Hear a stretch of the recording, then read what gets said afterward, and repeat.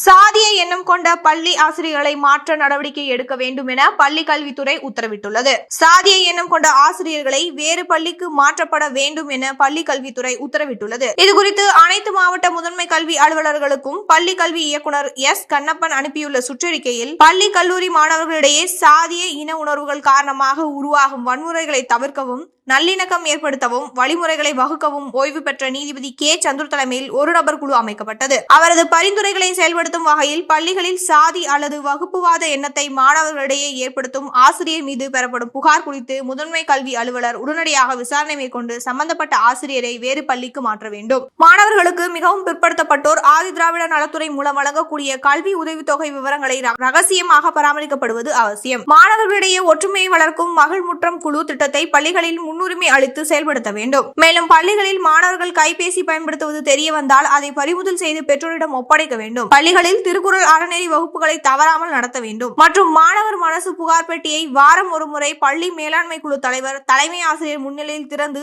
அதில் உள்ள தபால்களின் எண்ணிக்கையை பதிவு செய்து அது குறித்து விசாரணை செய்து மாவட்ட கல்வி அலுவலர் மற்றும் முதன்மை கல்வி அலுவலரிடம் சமர்ப்பிக்க வேண்டும் என கூறப்பட்டுள்ளது.